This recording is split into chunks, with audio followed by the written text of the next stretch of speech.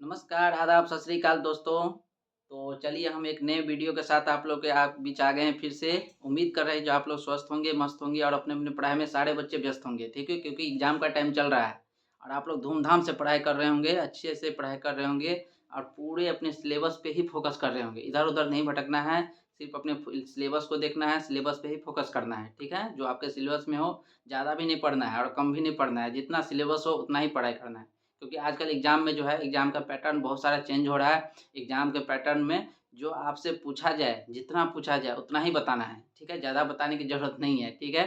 तो चलिए देखते हैं, चाहे जेईई का एग्ज़ाम हो, चाहे नीट का एग्ज़ाम हो और सबसे बड़ी बात, आज जो है देखिए जेईई सेकंड शिफ्ट का मतलब अप्रैल के शिफ्ट का जो है वो भी टाइम टेबल आ गया है, ठीक है? आप लोग फॉर्म भर सकते हैं अब और आप लोग को कैसा लग रहा है वीडियो हमें कमेंट के माध्यम से ज़रूर बताइएगा।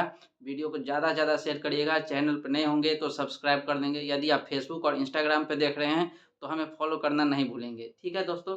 तो चलिए बढ़ते हैं आगे और देखते हैं आज हम एक नया topic equivalent mass. Equivalent mass, equivalent mass या इक्विवेलेंट वेट, ठीक है? चलिए, क्या होता है कोई बताएँगे इक्विवेलेंट वेट होता क्या है? इक्विवेलेंट वेट और इक्विवेलेंट मास देखिए केमिस्ट्री में जो होता है लगभग-लगभग वेट और मास बराबर ही होता है। फिज़िक्स में जाते हैं तो अलग-अलग हो जाता है, वेट अलग हो जाता है, मास अलग हो जाता है क्योंकि वेट जो होता है वो ग्रेविटी के कारण होता है। मास जो होता है एक्चुअल उसमें जो होता है जो मटेरियल कंटेन होता है उसे हम मास कहते हैं, ठीक है? अब देखिए इक्विवेलेंट मास या इक्विवेलेंट वेट का सबसे पहले डेफिनिशन लिखेंगे तो the mass of the substance the mass of the substance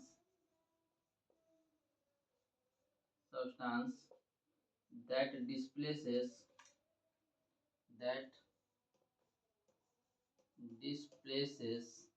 फिर से देखिए the mass of the substance that displaces a fixed amount of that displaces a fixed amount of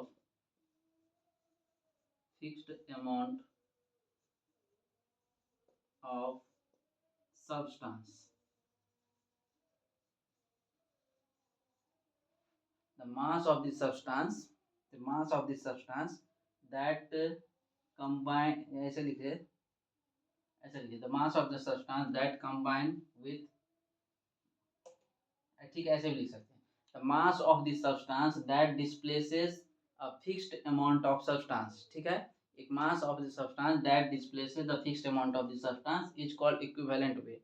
देखिए डिफिनीशन पे इस पे नहीं जाना है, इसमें जो है एक बात और याद रखिएगा दोस्तों, आज के बाद ये टॉपिक जो है कहीं दूसरे जगह से देखने की ज़रूरत आप लोग को नहीं होने वाला है क्योंकि इतने अच्छे से हम पढ़ाएँगे आप लोग को जो हम उम्मीद कर रहे हैं, आप लोग को अच्छे से समझ में आने वाला है, ठीक है? और ये यदि अच्छे से समझ गए तो नॉर्मैलिटी में कहीं कुछ दिक्कत नहीं होने वाला है। आराम से नॉर्मैलिटी का जिस तरह का क्वेश्चन आ जाए, जैसे भी क्वेश्चन आ जाए, चाहे जेईई का हो, चाहे नीट का हो, चाहे जेईई एडवांस का हो, आप लोग अच्छे से बना दीजिएगा उसे क्वेश्चन सॉल्व कर दीजिएगा, ठीक है? मेन चाहे एग्ज़ाम कोई भी हो, एग्ज़ाम में क्वेश्चन सॉल्व करना आना चाहिए, ठीक है?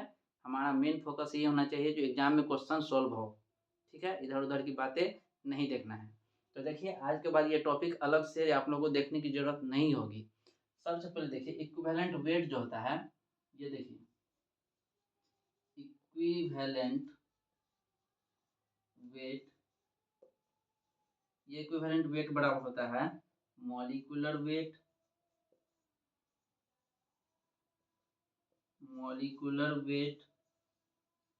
बाय एन या एक्स। फिर से देखिए इक्विवेलेंट वेट बराबर होता है मॉलिक्यूलर वेट बाय एक्स। अब हमें मॉलिक्यूलर वेट जैसे H2O है, ठीक है? जैसे HCl है, HCl में हमें HCl का मॉलिक्यूलर वेट तो हम निकाल सकते हैं। जैसे सोडियम हाइड्रोक्साइड है, देखिए जैसे देखिए, जैसे हम कहेंगे सोडियम हाइड्रोक्साइड है, इसमें हम क्या है सोडियम हाइड्रोक्साइड का मॉलिक्यूलर वेट तो हम लोग फाइंड कर सकते हैं ना, क्योंकि सोडियम का देखिए ये सोडियम का कितना, सोडियम का हो गया 23, ऑक्सीजन का हो गया 16, हाइड्रोजन का हो गया 1। यहाँ से मॉलिक्यूलर वेट कितना है, मॉलिक्यूलर वेट 40 आ गया, ठीक है? 16 प्लस 1 और ये 23, क्लियर है? तो मॉलिक्यूलर वेट तो हमें पता है, किसी भी मॉलिक्यूल का मॉलिक्यूलर वेट हमें पढ़ा है, तो हम क्या करेंगे इक्विवेलेंट वेट निकालने के लिए सबसे बड़ी बात है जो n molecular weight by n factor याद रखेंगे। इसको देखिए यहाँ पे क्या है एक्स फैक्टर है, देखिए अब ये जो एक्स फैक्टर है इस एक्स फैक्टर को या तो हम एक्स फैक्टर बोल दें, ध्यान दीजिएगा क्वेश्चन कहीं भी आ सकता है कोई भी नाम से, या तो एक्स फैक्टर बोल दें या इसी को हम एन फैक्टर बोल दें या इसी को हम वैलेंसी फैक्टर बोल सकते हैं, वैलेंसी फैक्टर। ठीक है, ये जो है मॉलिक्यूलर वेट तो आप लोग क्लियर है, मॉलिक्यूलर वेट जो by S x, molecular weight bye x, ठीक है एक्स। और ये जो एक्स है वो एक्स को हम एक्स फैक्टर भी बोल सकते हैं, इस एक्स को एन फैक्टर भी बोल सकते हैं और इस ई एक्स को हम वैलेंसी फैक्टर भी बोलेंगे। अब क्वेश्चन ये आ रहा है जो ये एक्चुअली है क्या, ठीक है। तो चलिए यहाँ तक आप लोग यदि कॉपी यहाँ पर आप लोग क्या क्या नोट्स बना रहे हैं, हम उम्मीद कर रहे हैं कि आप लोग नोट्स अच्छे से बना रहे होंगे, ठीक है। अब देखिए हम देखते हैं आगे, अलग अलग टर्म के लिए एन फैक्टर जो है अलग अलग होता है, ठीक है। जैसे हम देखिए अब क्या है, एन फैक्टर देखते हैं या एन फैक्टर, एन फैक्टर सबसे पहले देखते हैं फॉर एसिड, ठीक है। एसिड के लिए, एसिड के लिए जो एन फैक्टर देखेंगे, देखिए सब्सटेंस जो है तीन तरह का होगा, एसिड होगा, बेस होगा और सॉल्ट होगा, हाँ कि ना, अम्ल होगा, क्षार होगा और लवण होगा। तो एसिड बेस सॉल्ट में पहले हम देखते हैं एसिड के लिए एन फैक्टर कैसे फाइंड आउट करेंगे। यदि एन फैक्टर फाइंड आउट करना आ गया तो आराम से हम लोग इक्विवेलेंट वेट फाइंड आउट कर सकते हैं। तो एसिड के लिए हम क्या देखेंगे, एसिड के लिए एक्स जो होगा वो होता है बेसिसिटी, बेसिसिटी एक्स हम कैसे फाइंड आउट करेंगे, ये बेसिसिटी कितना है, ठीक है। बेसिसिटी का मतलब हो गया, बेसिसिटी का मतलब हो गया H plus ions, H plus ion, क्योंकि एसिड जो है, एसिड क्या होता है जो H प्लस आयन देगा, हाँ क्या ना, और बेस क्या होता है जो OH माइनस आयन देगा। तो इसमें क्या है जो एसिड होगा उसमें हम देखेंगे H प्लस आयंस कितना डोनेट कर रहा है या कितना हमें रिलीज कर रहा है, ठीक है। जैसे हम कहें एग्जाम्पल, जैसे हम कहें HCl, ठीक है HCl। अब बताइए ये जो HCl है ये क्या है, स्ट्रॉन्ग एसिड है, स्ट्रॉन्ग एसिड है। तो जब इसका डिसोसिएशन 100% होगा, तो डिसोसिएशन बताइए जब 100% हो गया तो ये क्या हो गया, ये H प्लस और ये Cl माइनस, ये आ रहा है ना। अब बताइए यहाँ पे यदि यहाँ पे देख रहे हैं HCl डिसोसिएट किया तो एक H प्लस दे रहा है, एक Cl माइनस दे रहा है। और एसिड के लिए एन फैक्टर क्या होता है, बेसिसिटी, बेसिसिटी का मतलब हो गया कितना H प्लस आयन दे रहा है। तो कितना H प्लस आयन देगा, देखिए यहाँ पर H प्लस आयन कितना है, नंबर एक है ना, तो यहाँ पर एन का फैक्टर, एन फैक्टर एक्स कितना हो गया 1, वैलेंसी फैक्टर कितना हो गया 1। अब बताइए अब इसका यदि इक्विवेलेंट वेट फाइंड आउट करने के लिए बोले, इसका मॉलिक्यूलर वेट बाय 1 कर सकते हैं ना, इसका मॉलिक्यूलर वेट बाय 1, ठीक है। इसी तरह हम जैसे कहें, जैसे हम कहें H2SO4, H2SO4, ठीक है। अब बताइए H2SO4 में जब ये क्या है, सल्फ्यूरिक एसिड है, सल्फ्यूरिक एसिड को जब हम 100% स्ट्रॉन्ग एसिड है ना, तो इसका जब 100% डिसोसिएशन होगा तो ये बताइए क्या बनाएगा, ये बनाएगा H प्लस और SO4 2 माइनस, H प्लस और SO4 2 माइनस। अब जरा बैलेंस कर लीजिए, यहाँ पर कितना हाइड्रोजन है, तो 2 हाइड्रोजन है, यहाँ पर कितना हाइड्रोजन है, 1 हाइड्रोजन है, तो इसे बैलेंस कर लेंगे 2 हो गया। यहाँ पर देखिए SO4 सल्फेट कितना है, 1 है, यहाँ पर सल्फेट कितना है 1 है, तो बताइए यह बैलेंस हो गया। अब देखिए यहाँ पे हमें क्या देखना है, H प्लस कितना दे रहा है, यहाँ पर बताइए H प्लस कितना आया, यहाँ पर number of H plus ion कितना 2, तो एन फैक्टर कितना हो गया, एन फैक्टर भी हो गया 2, क्लियर है, एन फैक्टर भी कितना हो गया 2 हो गया, क्लियर है। और हम देख सकते हैं जैसे देखिए रब कर दें 1 2 3 4 5, ठीक है।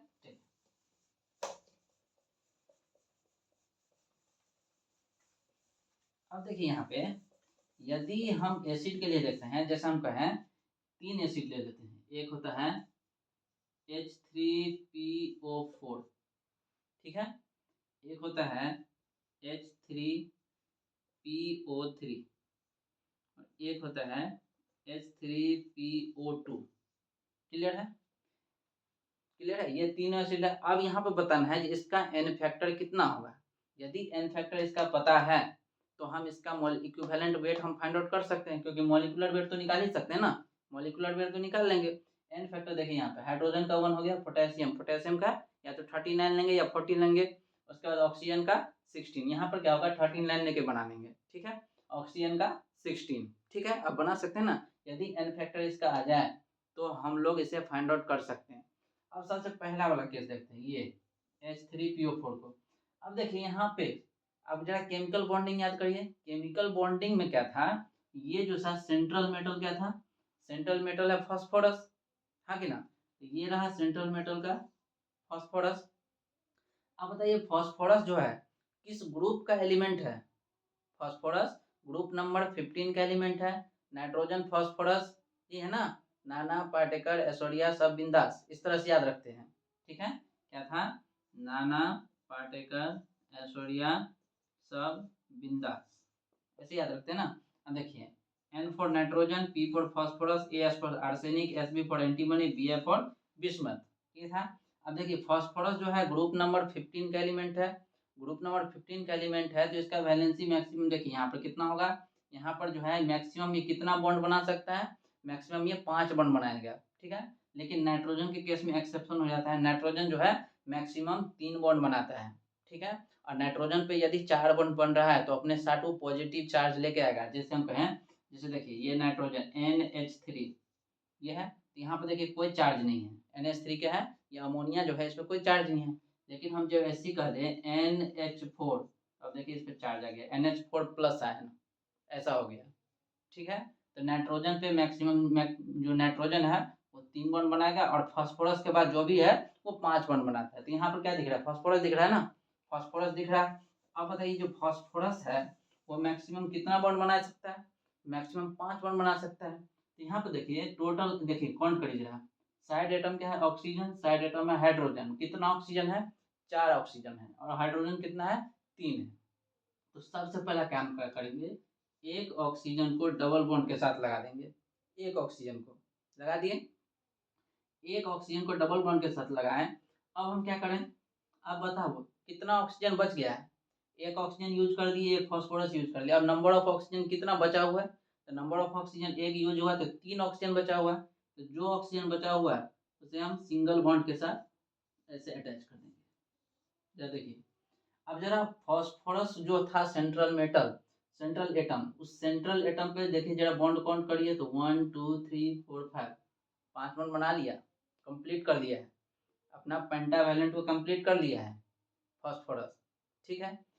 अब क्या है, हाइड्रोजन देखिए, हाइड्रोजन कितना है। अच्छा एक बात और देखिए, ऑक्सीजन मैक्सिमम 2 बॉन्ड बना सकता है, ये ऑक्सीजन देखिए 2 बॉन्ड बनाया है। लेकिन ये ऑक्सीजन का बात करिए, ये ऑक्सीजन एक ही बॉन्ड बनाया हुआ है, तो एक बॉन्ड और बना सकते हैं। ये ऑक्सीजन भी एक ही बॉन्ड बनाया, एक बॉन्ड और बना सकता है। ये जो ऑक्सीजन है ये भी एक ही बॉन्ड बनाया है, तो एक बॉन्ड और बना सकता है। यहाँ पे बताइए कितना हाइड्रोजन बचा हुआ मेरे पास, 3 हाइड्रोजन बचा हुआ है। 3 हाइड्रोजन को हम तीनों ऑक्सीजन से अटैच कर देंगे, इस तरह से कर दिए। अब जरा चेक करिए, हाइड्रोजन एक बॉन्ड बना सकता है, हाइड्रोजन एक बॉन्ड बना लिया सर, तीनों हाइड्रोजन एक एक बॉन्ड बना रहे, ठीक है। फास्फोरस 5 बॉन्ड बना सकता था, 1 2 3 4 5, फास्फोरस 5 बॉन्ड बनाया। ऑक्सीजन 2 बॉन्ड बना सकता था, ये ऑक्सीजन 2 बॉन्ड बनाया, ये ऑक्सीजन 1 बॉन्ड 2 बॉन्ड। यहाँ पे देखिए दोनों ऑक्सीजन एक, ये जो ऑक्सीजन है ये भी 2 बॉन्ड बनाए, ये ऑक्सीजन है ये भी 2 बॉन्ड बनाए। सारे का वैलेंस क्लियर है, सारे का देखिए सारा को वैलेंसी क्लियर है ना। अब क्या हुआ, अब हमें ये चीज तो देखना नहीं था, हमें क्या चाहिए था, यहाँ से एन फैक्टर चाहिए था, वैलेंसी फैक्टर चाहिए था, एक्स फैक्टर चाहिए था, हाँ कि ना। अब देखिए ये जो हाइड्रोजन है और ये जो ऑक्सीजन है, इस हाइड्रोजन ऑक्सीजन में बताइए इलेक्ट्रोनिगेटिविटी ऑक्सीजन का ज्यादा होता है, इलेक्ट्रोनिगेटिविटी ऑक्सीजन का ज्यादा होता है। और इलेक्ट्रोनिगेटिविटी का मतलब होता है tendency to attract shared pair of electron. Electron negativity का मतलब क्या होता है, देखिए 2 टर्म होता है, एक तो होता है इलेक्ट्रॉन एफिनिटी, एक होता है इलेक्ट्रॉन निगेटिविटी, दोनों अलग अलग चीजें हैं। इलेक्ट्रॉन निगेटिविटी का मतलब होता है tendency to attract electron, share pair of electron, ठीक है। और इलेक्ट्रॉन एफिनिटी का मतलब होता है tendency to accept share pair of electron. तो यहाँ पर क्या है, इलेक्ट्रॉन निगेटिविटी है, इसका मतलब ये हाइड्रोजन के इलेक्ट्रॉन को अपने तरफ अट्रैक्ट कर रहा है। और एक समय ऐसा आएगा जब इस पे चार्ज डेल माइनस का आएगा, इस पे चार्ज डेल प्लस का आएगा, और इस हाइड्रोजन को ये बाहर का रास्ता दिखाएगा, बाहर निकालेगा। एक हाइड्रोजन यहाँ से निकला, सेम कंडीशन यहाँ भी दिखेगा, सेम कंडीशन यहाँ भी दिखेगा। बताइए कितना H+ आयन मिला, एक H प्लस यहाँ से मिल रहा है, एक H प्लस यहाँ से मिल रहा है, एक H प्लस यहाँ से मिला। तो बताइए number of H plus ion कितना? तो number of H plus ion हो गया 3। तो एन फैक्टर कितना? 3। मोस्ट इंपोर्टेंट एग्जाम्पल है, मैक्सिमम टाइम एग्जाम में पूछा गया है, मैक्सिमम टाइम एग्जाम में पूछा गया है ये जो H3PO4, H3PO3 और H3PO2 में एन फैक्टर क्या होगा। ठीक है, अब बता सकते हैं ना H3PO4 का एन फैक्टर कितना? 3। क्लियर है? क्लियर है ना? अब जरा हम H3PO3 का देख लेते हैं। अब जरा हम H3PO3 का बताइए, सेंट्रल मेटल क्या है? सेंट्रल मेटल है फास्फोरस। ये रहा फास्फोरस। ये देखिए डबल बॉन्ड से ऑक्सीजन लगाए, बचा कितना? 2 ऑक्सीजन और बचा हुआ, एक ऑक्सीजन यहाँ गया, एक ऑक्सीजन यहाँ गया। क्लियर है? अब क्या है, जो फास्फोरस था, फास्फोरस का 5 बॉन्ड क्लियर है? नहीं क्लियर है। तो एक फास्फोरस बचा, एक बॉन्ड बचा हुआ, एक हाइड्रोजन के साथ हो जाएगा, एक हाइड्रोजन के साथ आएगा। अब बताइए हाइड्रोजन कितना यूज हो गया? 3 हाइड्रोजन था, एक हाइड्रोजन यूज कर लिए, क्योंकि 1 2 3 4 5 फास्फोरस का 5 बॉन्ड हमें कंप्लीट करना था। 5 बॉन्ड कंप्लीट करने के लिए एक हाइड्रोजन को डायरेक्टली फास्फोरस के साथ जोड़ना है। अब क्या हुआ, कितना ऑक्सीजन, कितना हाइड्रोजन बचा हुआ है? 2 हाइड्रोजन, तो एक हाइड्रोजन इसके साथ, एक हाइड्रोजन इसके साथ। क्लियर है? अब क्या ये हाइड्रोजन, यहाँ जो हाइड्रोजन फास्फोरस से है डायरेक्टली अटैच है, क्या ये बाहर होगा? तो बाहर नहीं होगा। क्यों नहीं होगा? क्योंकि फास्फोरस और हाइड्रोजन का इलेक्ट्रोनिगेटिविटी लगभग लगभग बराबर होता है, लगभग लगभग बराबर होता है, अप्रॉक्स बराबर होता है। किसका? फास्फोरस और हाइड्रोजन का इलेक्ट्रोनिगेटिविटी बराबर होता है। लेकिन हाइड्रोजन हाइड्रोजन और ऑक्सीजन के इलेक्ट्रोनिगेटिविटी में बहुत ज़्यादा डिफरेंस होता है, इसलिए ये हाइड्रोजन को बाहर दिखाएगा, ये हाइड्रोजन को बाहर करेगा। तो बताइए यहाँ पे एन फैक्टर कितना? एन फैक्टर हो गया 2। एन फैक्टर कितना हो गया? 2। नोट करिए जरा, नोट करिए। फिर हम लोग देखते हैं H3PO2 का, H3PO2 का नोट करिए। H3PO2, ये देखिए H3PO2 का। क्लियर है? चलिए सेंट्रल मेटल देखिए, सेंट्रल मेटल की सेंट्रल एटम क्या है? फास्फोरस। फास्फोरस उसके बाद क्या है, एक ऑक्सीजन को डबल बॉन्ड के साथ लगाएं, एक ऑक्सीजन बचा हुआ है, ये रहा। ठीक है, फास्फोरस का देखिए मैक्सिमम 5 बॉन्ड बना सकता है, 3 बॉन्ड ही बनाया, मतलब एक हाइड्रोजन यहाँ आएगा, एक हाइड्रोजन यहाँ आएगा, 5 बॉन्ड बना लिया। 2 हाइड्रोजन भी यूज हो गया, 2 ऑक्सीजन भी यूज हो गया, एक हाइड्रोजन बचा हुआ है, ये हाइड्रोजन जाएगा ऑक्सीजन के पास। बताइए यहाँ पे ये हाइड्रोजन, क्या ये हाइड्रोजन बाहर होगा? ये हाइड्रोजन बाहर होगा? बाहर नहीं होगा। ये हाइड्रोजन बाहर होगा? ये हाइड्रोजन बाहर नहीं होगा। क्या ये हाइड्रोजन रिलीज होगा? यस, ये हाइड्रोजन रिलीज होगा। तो एन फैक्टर कितना? एन फैक्टर हो गया 1। एन फैक्टर कितना? 1। क्लियर है?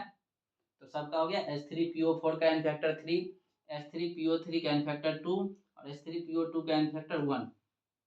ठीक है, जिसमें ऑक्सीजन 4 ऑक्सीजन था 3, 3 ऑक्सीजन में 2, 2 ऑक्सीजन में 1, ऐसे याद रख लेंगे। क्लियर है? याद रहेगा। जिसमें 4 ऑक्सीजन था तो एन फैक्टर 3, 3 ऑक्सीजन है तो एन फैक्टर 2, 2 ऑक्सीजन है तो एन फैक्टर 1। अब इसका इक्विवेलेंट वेट आप लोग निकाल सकते हैं, जरा निकाल के बताइएगा इक्विवेलेंट वेट कितना, बता सकते हैं ना? चलिए, ये तो था एसिड के लिए, ये था एसिड के लिए। अब जरा हम बेस की बात करें, अब जरा हम बेस की बात कर दें। बताइए बेस जो होता है, सेकेंड फॉर बेस, बेस में हम क्या देखते हैं? एसिडिटी देखते हैं। बेस में देखते हैं एसिडिटी। एसिडिटी कहने का मतलब हो गया, एसिडिटी कहने का मतलब हो गया OH minus ion, OH minus ion देखेंगे। ठीक है, जैसे जैसे हम कहें सोडियम हाइड्रोक्साइड, सोडियम हाइड्रोक्साइड। बताइए सोडियम हाइड्रोक्साइड स्ट्रॉन्ग बेस है, तो ये जब डिसोसिएट करेगा तो क्या बनाएगा? यहाँ पे Na प्लस बनाएगा और OH माइनस, यही बनाएगा, ये बनाया ना। तो बताइए यहाँ पे number of OH minus ion कितना? 1, एक ही है ना, तो एन फैक्टर कितना? 1। सिर्फ इसमें H प्लस देखे थे, यहाँ पे OH माइनस देखेंगे। जैसे हम कहें मैग्नीशियम हाइड्रोक्साइड, मैग्नीशियम हाइड्रोक्साइड, इसे हम बोलते हैं मिल्क ऑफ मैग्नीशिया, इसी को बोलते हैं मिल्क ऑफ मैग्नीशिया। जो एसिडिटी वगैरह जो हो जाता है किसी को, तो डॉक्टर जो दवा देते हैं वो यही दवा देते हैं, मिल्क ऑफ मैग्नीशिया ही, जो सब मैग्नीशियम हाइड्रोक्साइड ही बोलते हैं। ठीक है, मतलब डिसोसिएट कर गया तो यहाँ से क्या बनाएगा? Mg2 प्लस और यहाँ पे 2OH माइनस। बताइए एन फैक्टर कितना? एन फैक्टर हो गया 2, एन फैक्टर हो गया 2। और देखिए जैसे एल्यूमिनियम हाइड्रोक्साइड, सारा का सारा बेस है, एल्यूमिनियम हाइड्रोक्साइड, एल्यूमिनियम हाइड्रोक्साइड में बताइए एन फैक्टर Al3+ और यहाँ पे 3OH माइनस, एन फैक्टर कितना, एन फैक्टर 3।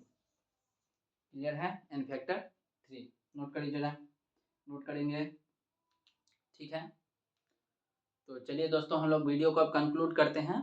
आज हमने क्या देखा है, आज हमने देखा है इक्विवेलेंट वेट। इक्विवेलेंट वेट का मतलब क्या था, जो मॉलिक्यूलर वेट पर एन फैक्टर या वैलेंसी फैक्टर या और क्या था एक्स फैक्टर, ठीक है। एन फैक्टर एसिड के लिए क्या था H+ आयन, कितना H+ आयन दे रहा है, और this is an factor for acid.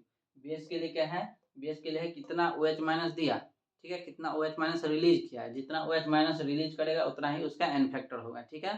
Salt के लिए कल देखेंगे, नेक्स्ट लेक्चर में देखेंगे, और उस पर हम बेसिस क्वेश्चन भी कल करेंगे, ठीक है। तो तब तक के लिए आप लोग वीडियो को देखते रहिए, शेयर करते रहिए, और चैनल पर नए हैं तो सब्सक्राइब कर लीजिए, ठीक है। यदि फेसबुक और इंस्टाग्राम पे देख रहे हैं तो आप लोग हमें फॉलो करना नहीं भूलेंगे, ठीक है दोस्तों। तब तक के लिए धन्यवाद, थैंक यू।